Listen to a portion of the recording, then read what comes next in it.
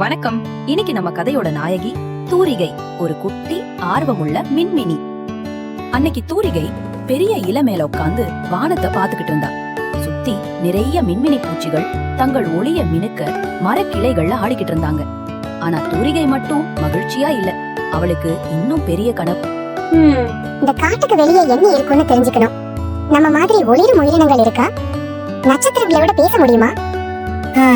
கொஞ்சம் பாரு, இங்க நம்ம மினுமினுக்குறோம், அதுவே போதுமே, எதுக்கு மேல போகணும்? ஆனா தூரியையால சும்மா ஒதுங்கிக்கிட்டு இருக்க முடியாது. அவளுக்கு மொத்த உலகத்தையும் கண்டுபிடிக்கணும். ஒரு இரவு காட்டுல சுத்தமான அமைதி. தூரிகை யாருக்கிட்டையும் சொல்லாமலேயே தனது சிறிய ஒளியுடன் காட்டை தாண்டி போய் தூரிகை உயரத்துக்கு போனப்ப வெள்ளை ஒளி அவ கவனத்தை ஈர்த்தது. அவள் அருகே சென்றாள். நனைந்த இலைக்கு கீழே வெள்ளை பட்டாம்பூச்சி ஒண்ணு ஒளி மங்கி இருந்தது. உதவி என்று அது மெதுவா சொன்னது. உடனே தூரிகா கேட்டா, உனக்கு அடிபட்டிருக்கு, நான் உதவட்டுமா? ஆனால் தூரிகா பயந்தா. ஏன்னா அவ ரொம்ப சின்ன. இருந்தாலும் தூரிகை கொஞ்சம் கூட தயங்காம மின்மினி பூச்சிகள் கூட்டத்தை நோக்கி வேகமா பறந்தா.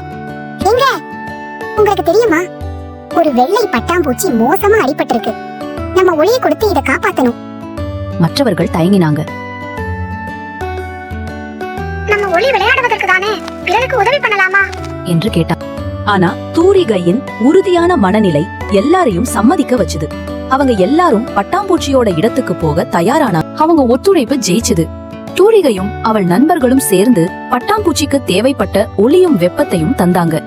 வெள்ளை பட்டாம்பூச்சி சிறகுகளை மெதுவாக விரிச்சது.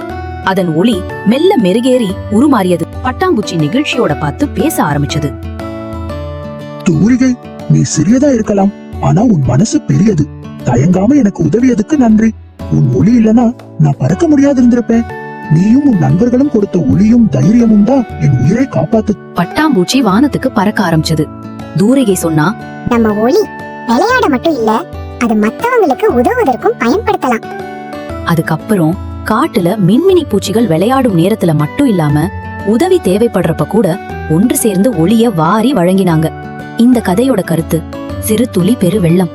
அதாவது தூரிகை போல சின்னதா இருந்தாலும் ஒவ்வொரு முயற்சியும் சேரும் போது பெரிய மாற்றத்தை உருவாக்க. இதுதான் தூரிகை, ஒரு குட்டி மின்மினியின் கதை.